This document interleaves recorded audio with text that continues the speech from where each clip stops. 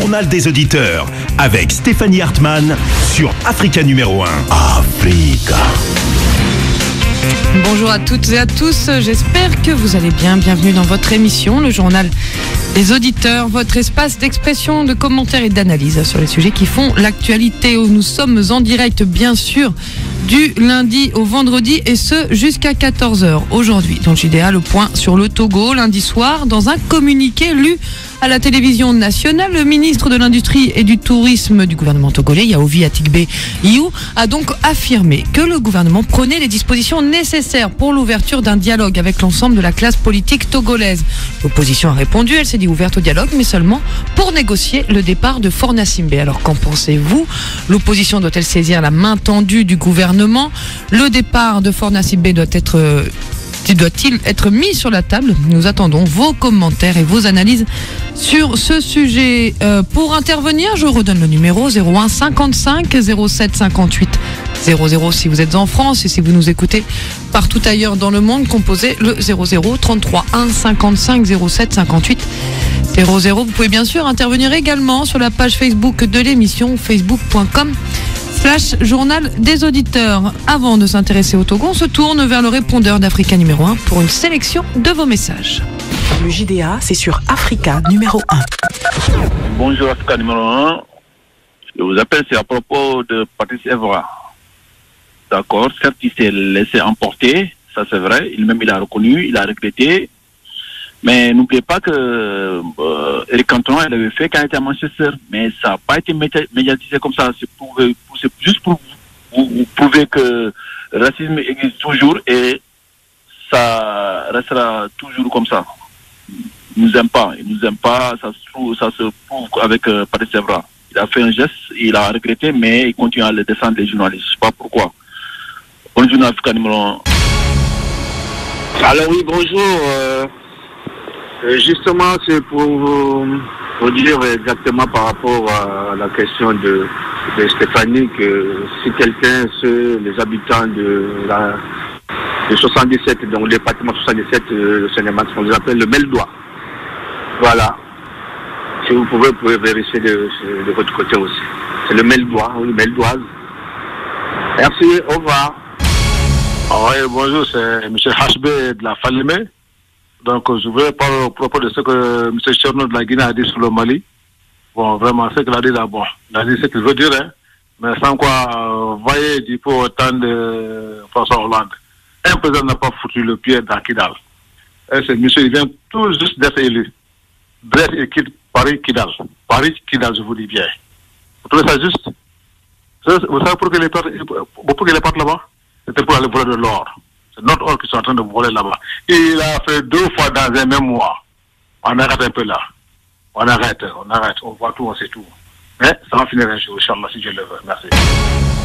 Bonjour la radio africaine. Bonjour Madame Stéphanie. C'est Suleiman à l'appareil, s'il vous plaît.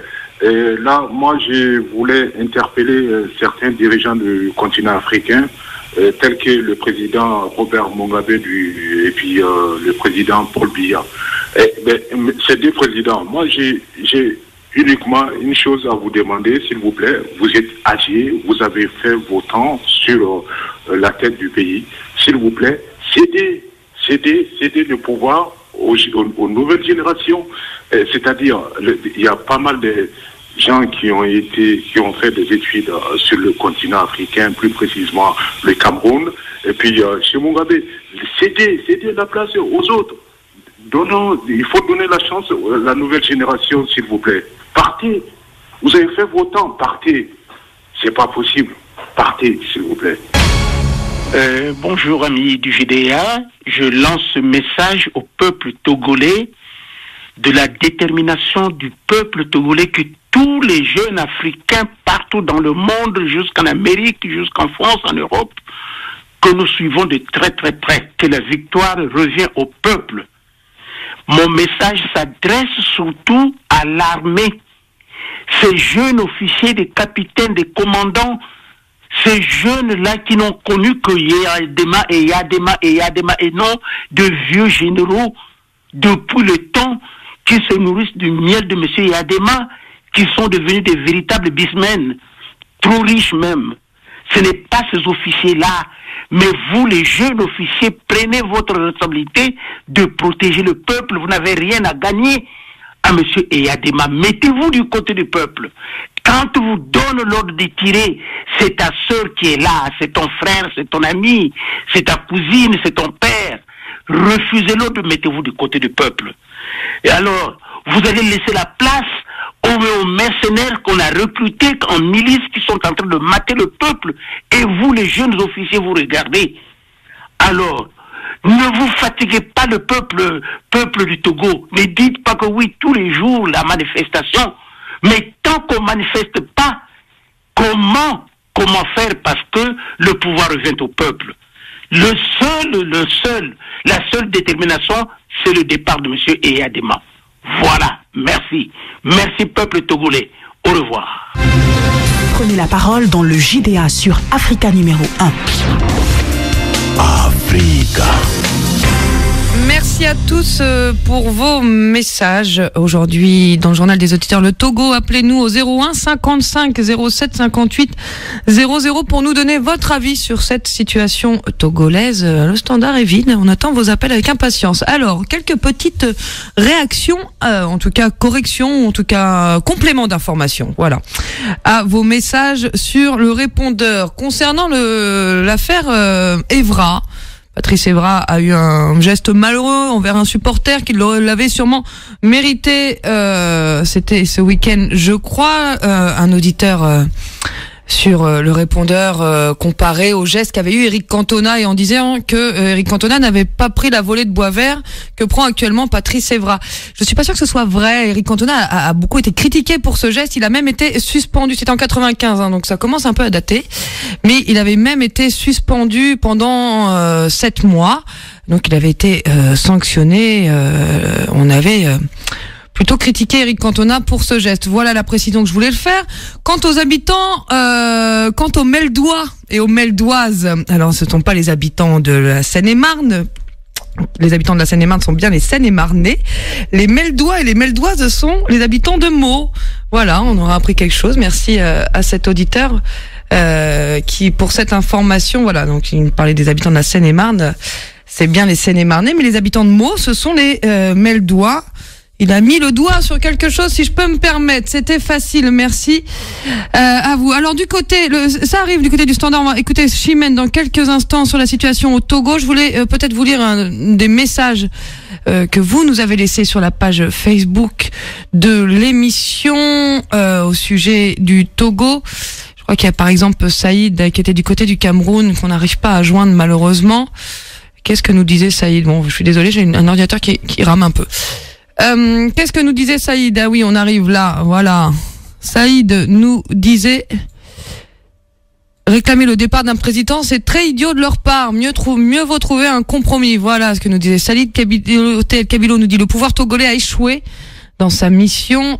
Anouar Katakpaou nous dit le gouvernement appelle à un dialogue lundi à 20h et le lendemain, mardi à 6h, les militaires tabassent les gens à Sokodé.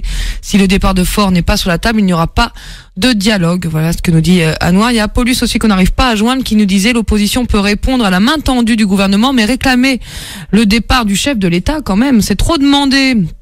Je ne sais pas... Et le degré de démocratie, sinon avec le degré de la démocratie, c'est impossible pour un opposant qui réclame le départ du chef d'État. J'ai pas trop bien compris ce que disait Paulus là. On écoute Chimène tout de suite. Chimène, bonjour. Stéphanie, bonjour. Bonjour Chimène. Oui, bonjour les auditeurs. Concernant notre pays, vraiment Stéphanie, ça va trop mal. Ça va trop mal. C'est pour ça, moi, j'avais dit une fois, on discutait en compatriote, j'ai dit que depuis 2005, à la mort du feu Eyadema, après sa mort, dans les tueries, le fils a pris le pouvoir, avec les militaires, ils l'ont imposé au pouvoir. L'opposition ne devait pas aller au dialogue avec quelqu'un qui est un assassin. Moi, je l'ai dit. Parce que là, quelqu'un qui tue, quelqu'un qui fait la sourde oreille, on va aller dans un dialogue, et c'est pour ça, moi, je dis que on lui a validé. Vous dites qu'il ne faut pas répondre au dialogue, à la demande de dialogue du gouvernement pour vous. Normalement, c'est trop tard. Pas. Moi, je l'ai dit, on discutait en compatriote, je l'ai dit, on ne devait pas du tout. Pas du tout. Normalement, c'est depuis lors, en ce moment-là, qu'on devait faire le soulèvement, la révolution, parce qu'il nous a tués, il est illégitime. Mais, soi-disant, on veut la paix et tout, parce que le Togolais est vraiment pacifique. Vous voyez? Quand on est trop bon, on est trop couillon. Tu es bonbon, tu es bon aujourd'hui, demain tu es encore bon, tu deviens bonbon, on te suit ça. Quoi? Tout ce qui se passe depuis le 19 août là, il s'en fout complètement du peuple. Il fait la sourde oreille, il prend l'avion, il va régler des problèmes dans un pays où il y a limitation de mandat. C'est vrai que le chef de l'État lui-même n'a même pas encore pris la parole. Il n'a pas pris la parole. Il s'en fout du peuple.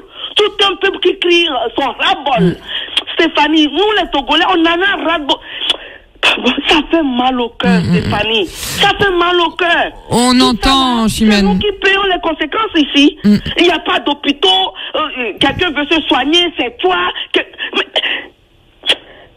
On comprend, Chimène. Stéphanie, vous imaginez, tu es un père de famille. Dans ta maison, ça brûle. Papa en a fait. Papa ma scolarité. Papa ceci. Tu te tues. Est-ce que vous allez comprendre un peu ce que je veux dire? C'est tout un exemple, un mini exemple que je donne, quoi. Vous imaginez ça? Compléter. Après, tu vas à côté chez le voisin, tu veux régler le problème de ton voisin. Stéphanie, depuis que le 19 août, là, le peuple était aux abois. Non, on va faire référendum, on va dialoguer. C'est comme si il y a le plus diligent, quelqu'un se réveille avec sa maison qui est remplie d'eau, tu dis, ah mon ami, tu lui tapes sur l'épaule, mon ami, je vais te ramener un écamplacement. C'est fou ça. Ouais, c'est ça. C'est fou. Ça s'appelle le pansement sur une jambe de bois. Normalement, tu devais aider ton voisin à évacuer l'eau. Ou bien je m'en suis, Stéphanie. Excusez-moi un peu de moral, parce que on a mal au cœur, quoi. Bah, c'est vrai qu'il y a eu beaucoup de dialogues, je sais plus combien il y a eu de dialogues, mais en effet de nombreux dialogues entre pouvoir et opposition ont lieu ces dernières années au Togo, avec des accords qui n'ont pas été appliqués. C'est d'ailleurs ce qui explique le ras-le-bol des Togolais. Merci beaucoup, Chimène, d'avoir ouvert ce débat. Vous disiez on souffre. Il faut dire que donc il y a eu effectivement des manifestations qui se sont déroulées mardi et mercredi, plutôt déroulées dans le calme du côté de Lomé. C'est du côté de Sokodé, la ville dont est issu Tikpi Atchadam, l'un des nouveaux leaders de l'opposition, où il y a eu des affrontements et une répression. Amnesty International a dénombré au moins 10 blessés qui étaient encore hospitalisés mardi à Sokodé, dont un blessé par balle. Diaby, bonjour. Bonjour Diaby, vous pouvez enlever votre kit main libre, Diaby? Oui, ça y est. Ça y est, c'est fait. Ah, ouais, on entend la différence. Voilà, mais j'ai juste pour dire aux Togolais. La radio, vous pouvez couper votre radio aussi, Diaby, ou? Ouais, la radio est coupée aussi. C'est bon? C'est bon. Mais merci Stéphanie. Je vais dire à mes frères Togolais, à mes sœurs Togolais, c'est bon dans la dictature qu'il n'y allait pas au dialogue. S'il y a le dialogue, ils vont perdre. Voilà, les Congolais sont partis au dialogue. Congo, c'est le Kabila et reste. Si vous allez au dialogue avec le dictateur, il partira jamais. Maintenant, assez de morts. Maintenant, Afrique de l'Ouest, le chef d'État Afrique de l'Ouest, quand j'ai dit ça, mes frères m'ont répondu en disant que j'ai dit à Alassane, non mais, Alassane, quand Sanoro, il a fait des dictatures. Sanoro, il a plus de pouvoir, Sanoro. On a demandé quoi, Sanoro, de 3 jours de ne pas rester au pouvoir. Voilà les Togolais qui sont en train de mourir. Alassane, il fait quoi? Alassane, il fait quoi? Vous n'allez pas le rendre responsable de tout ce qui se passe dans la sous-région, quand même. Je sais que Stéphanie, vous allez me répondre à Alassane. Je sais ça. Non, c'est pas. Vous savez pas grand-chose. Je ne sais pas dire quelque chose pour Alassane. Mais je sais parce que je vous rapproche. Mais en plus, je trouve que vous parlez d'Alassane Ouattara, on est bien d'accord que ce soit clair pour tout le monde. Comme vous l'appelez par son prénom, vous devez le connaître beaucoup mieux que moi. Quand Alassane, je suis d'accord avec vous. Quand Alassane, il nous a dit, Alassane, qu'est-ce qui nous a suspendu? Vous éloignez, Diaby, on vous entend moins bien, là. Vous n'entendez pas? Non, pas moins bien. Ah, c'est dommage, mais écoutez. Allez-y, on ne bougez plus. Ouais, d'accord, ben c'est bon. Mais je vais vous dire une chose, Stéphanie. Tout ça, c'est la faute des CEDEAO qui ne font rien aujourd'hui, qui laissent à leurs frères, à leurs sœurs de mourir, qui ne prennent pas aucune décision. C'est la honte. Merci Diaby, merci beaucoup de votre analyse, Diaby, qui estime que la CEDEAO n'était pas à la hauteur. La CEDEAO a fait plusieurs tentatives de médiation largement rejetées par l'opposition togolaise. L'opposition en reproche d'ailleurs au président de la commission de la CEDEAO, de faire partie de la famille du président togolais Abou Fofana. Bonjour. Bonjour Stéphanie, comment allez-vous? Bon, ça va. Bon, ça fait du bien si ça va chez vous. Ouais, moi je viens sur, j'encourage le peuple togolais pour dire que vraiment des tenues bons, de pas lâcher. Il y a des comment on appelle, j'ai oublié le diable, me fait perdre le nom. Fornasimbe. Fornasimbe, il a fait sortir une première carte, il a échoué. Stéphanie, c'est comme ça la politique. J'avais laissé un message un jour, j'ai dit des tenues bons, de demander l'impossible. Là, tu vas avoir le possible. C'est ce que le peuple togolais est en train de faire. Il faut demander l'impossible en politique pour avoir le possible. Si tu ne demandes pas l'impossible, tu n'as rien.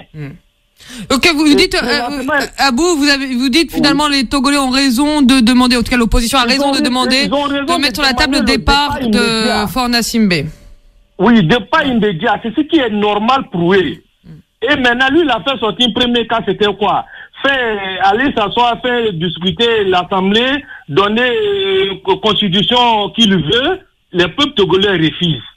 Il va revenir à la raison. Il a pas de demander une négociation, non. Il va demander encore un autre encore. Il va faire un autre cadre. Ça va échouer. Il va revenir encore. Et c'est lui qui est le perdant. C'est le pouvoir là qui est perdant. Parce que tout ce qu'il avait accepté, que les gens ont demandé avant, il n'est pas fait. Aujourd'hui, eux demandent l'impossible pour que ça soit fait immédiatement. Si Jabi veut mettre ça sur Ouattara, on lui remercie. Le président malien là, il peut pas le signer. Lui, il peut rien faire. Le président malien là, il n'est pas président aussi. Il fait frontière aussi les choses, il essaie de CEDEAO. Merci, Abou, merci beaucoup, Abou, merci beaucoup, Abou, merci, Abou. William, bonjour. Oui, bonjour Stéphanie, bonjour William. Je voulais vous poser une question, mais elle m'a échappé. Non, je voulais vous dire, non, William, si, je voulais vous dire que finalement le pouvoir togolais a fait évoluer sa position depuis le début des contestations. Il était plutôt fermé au dialogue. On a évoqué un référendum. Aujourd'hui, il y a une main tendue de dialogue. Est-ce que vous pensez que le pouvoir togolais est un peu fébrile face à la mobilisation qui ne faiblit pas? Oui, mais vous savez, Stéphanie, quand il y a une pression, c'est comme aujourd'hui, vous devez quelqu'un, il vous demande sa dette, et puis vous dites non, je n'ai pas d'argent, mais il sait que vous avez l'argent. Et à chaque fois, il vient, c'est comme ça tous les jours. Et après, il va dire, bon, je vais dormir devant votre porte. Si vous payez mon argent, je ne pars pas ici, tuez-moi. Mais après, à chaque fois, quand vous allez vous réveiller, vous voyez cette personne devant votre porte. Tout le temps, c'est comme ça. Non, ça va vous pousser à réfléchir, à trouver une solution pour que ça soit un peu calmé.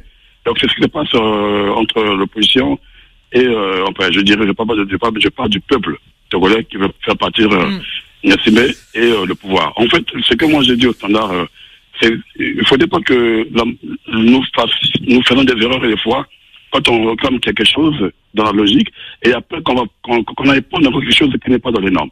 C'est-à-dire, il ne faudrait pas que les Togolais demandent le départ de Gnassingbé fort, parce que là, ça sera une erreur, puisqu'il a encore son mandat.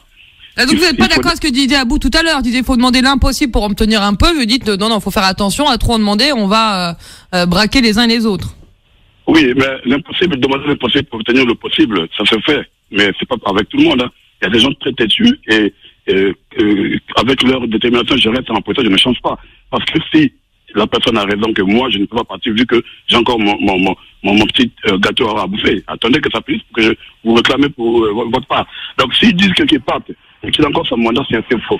Je peux faire un parallèle, c'est pas peut-être pareil, mais au Burkina Faso, quand il y a eu la manifestation contre Blaise Compaoré est parti, mais son mandat n'était pas à la fin. Mais il savait qu'il ne peut plus rien faire.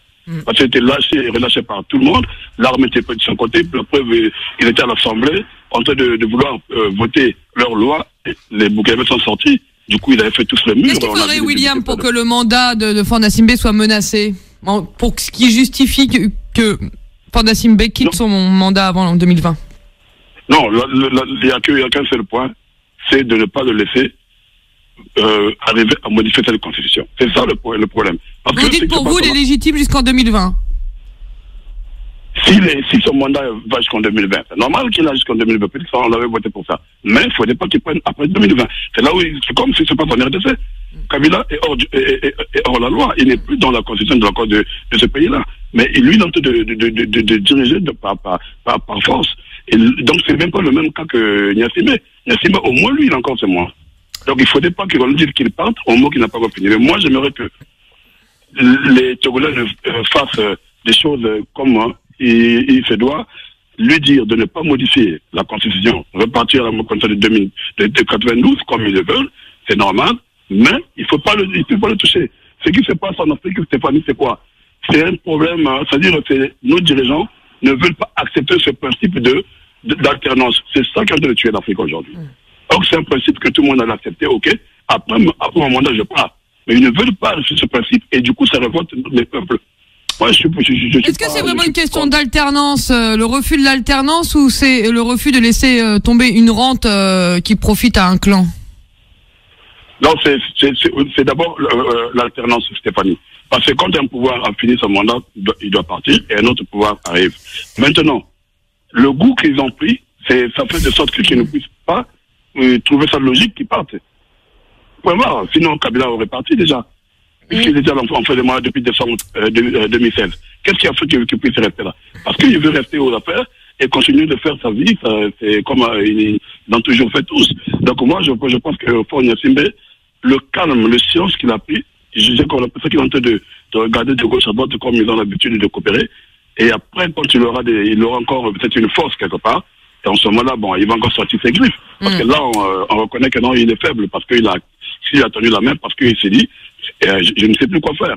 Donc, on va tendre la main, qu'ils acceptent cette main, et après, très souvent, nos pouvoirs en Afrique, on juge, je ne sais pas comment ça se passe, mais d'arriver à convaincre des opposants. Et après, c'est l'opposition qui se divise, c'est le peuple qui meurt, et c'est le peuple qui ne comprend plus comment ça s'est fait. Comme ça s'est passé à Kinshasa aujourd'hui. On voit un premier ministre de l'opposition, la voix opposition dit que c'est pas un opposant, mais le pouvoir sait que non, c'est un opposant. Et du coup, à un moment donné, même quand ici en Occident, les Européens, quand tu regardes ailleurs, ils disent, mais il est de l'opposant. Parce que eux, c'est ce qu'on a dit, c'est l'opposition.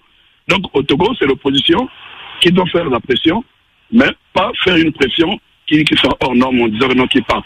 Parce que là, il y aura vraiment de n'importe quoi dans ce pays-là, excusez-moi, mais je pense que ça sera comme ça, parce que personne ne voudra laisser son mandat partir sans pourtant que ça arrive à la fin. Donc je suis désolé, mais j'ai lu un truc hier de Bayor qui a accordé une interview. Ah oui, le footballeur qui a refusé de prendre position, il dit moi le politique c'est pas mon truc. Hein. Voilà, il a dit carrément c'est pas mon truc, mais moi je l'en veux pas.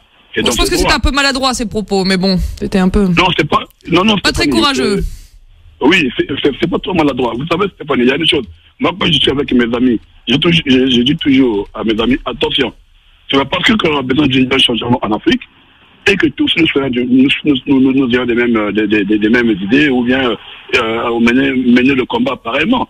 Il y en a certains qui mènent leur combat à une façon qu'ils savent eux-mêmes, après, ça aboutit à quelque chose. D'autres, ils vont aussi à leur manière, après, parfois c'est chaud. Mais on ne peut pas, tout le temps, dire que non, comme toi tu ne parles pas, ça veut dire que tu es pour le pouvoir. Non, pas forcément. Non, il a dit clairement qu'est-ce que le départ de Faure Gnassingbé changerait. Changera, oui. Il a même demandé, il a comparé ça à la Libye de Kadhafi, donc bon, alors voilà. Oui, ben ouais, là il y a eu des comparaisons. Bon, il n'a pas très bien conscience, en tout cas, pour saisir l'enjeu du combat que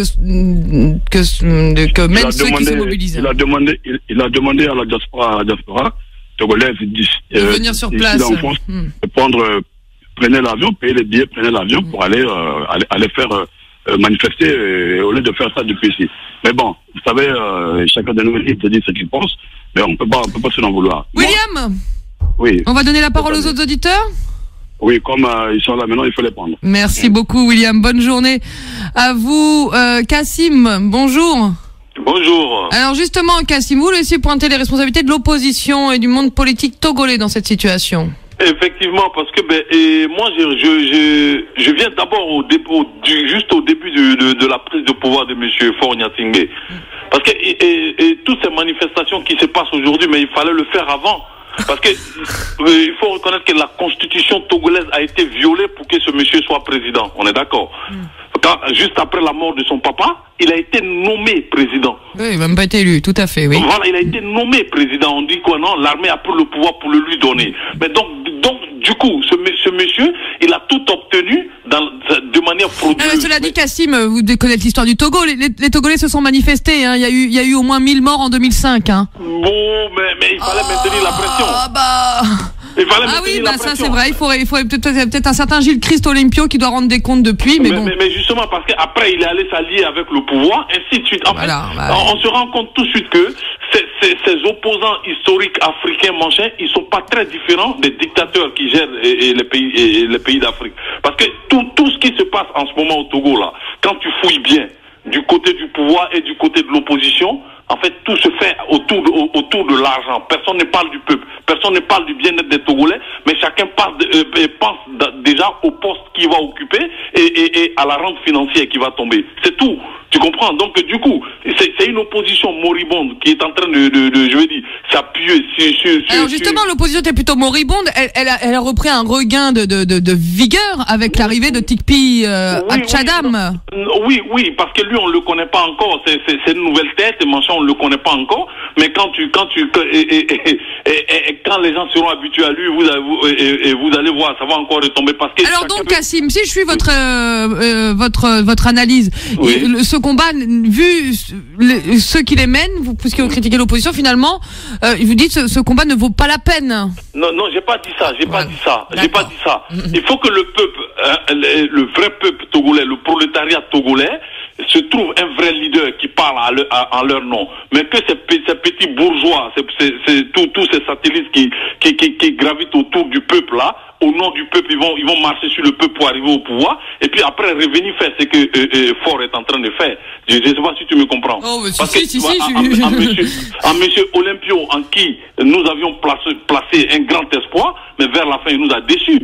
Tu comprends? Et même quand on regarde aujourd'hui l'opposition active, c'est des dérivés de monsieur Olympio. L'ANC est née d'une scission, effectivement, voilà. Quand Gilles Christ Olympio a Donc c'est des dérivés ou bien c'est des des dérivés, c'est des dissidents puisqu'ils n'étaient pas d'accord avec le fait qu'ils rallient le pouvoir. Oui, mais en même temps ils ont les mêmes idées.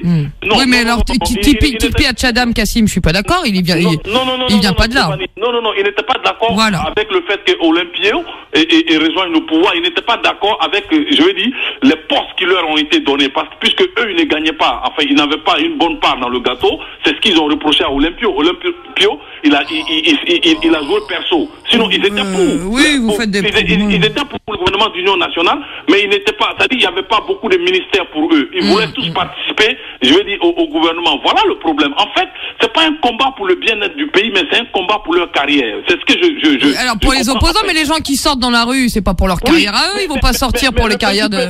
Mais Stéphanie, dans des pays où le taux d'analphabétisation atteint 80-90%, et même quand on va à l'école, on sait lire et écrire, mais on ne comprend pas ce qui se passe autour de nous. Alors donc voilà. Donc Kassim, qu'est-ce que vous dites là? Mais je dis qu'on est mal parti, c'est tout. Que les gens dans la rue qui descendent dans la rue sont analphabètes, c'est ce que vous Non, j'ai pas dit ça. Ils ne comprennent. Oui, analphabètes sur le plan politique parce qu'ils ne comprennent pas ce qui se passe autour d'eux. D'accord.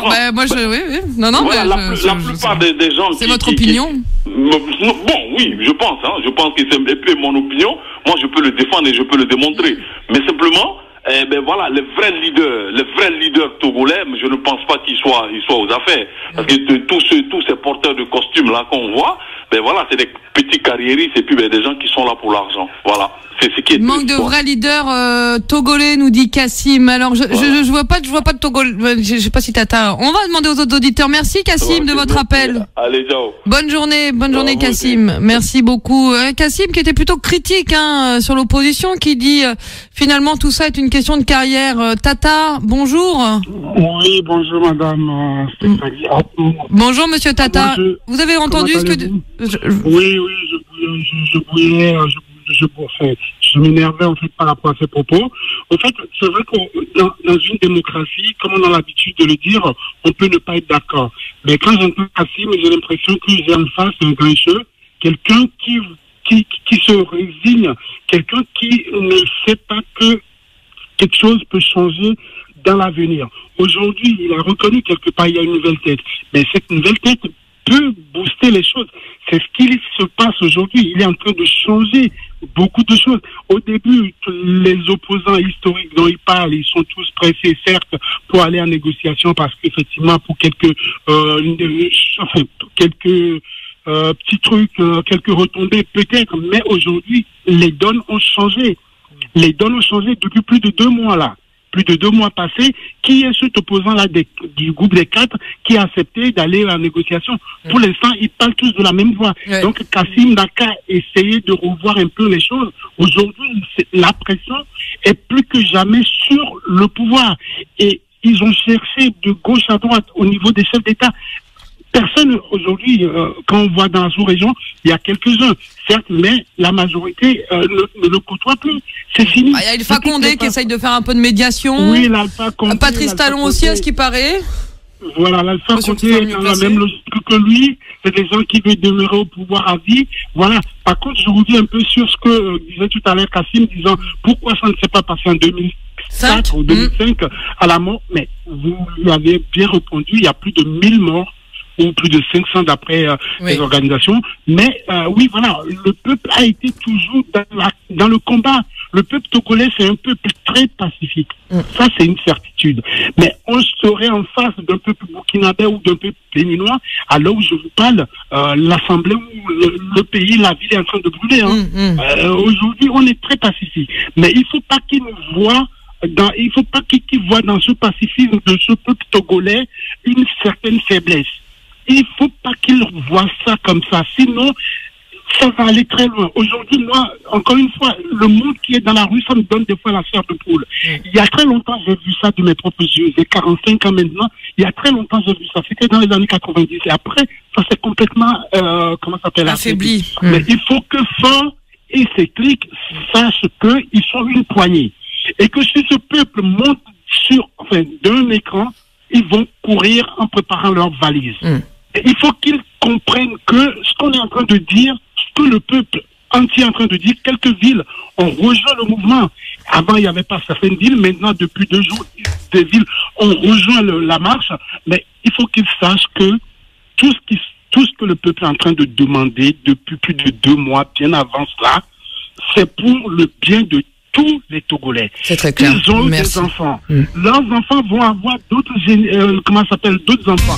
Il faut qu'ils pensent à tout ça. Merci, Tata. Pour le bien de tous les Togolais. Merci beaucoup. Merci à vous, Tata, d'avoir conclu cette émission. Vous avez entendu la musique. On arrive à la fin de cette émission. On aura l'occasion de suivre, bien sûr, encore cette situation au Togo. Merci à tous de votre participation. On se donne rendez-vous demain. Ce sera vendredi. Ce sera une nouvelle édition. Ce sera la libre antenne. Pour participer, inscrivez-vous à jda@africain.com ou en laissant un petit message sur le répondeur de la radio. Prenez grand soin de vous. À demain.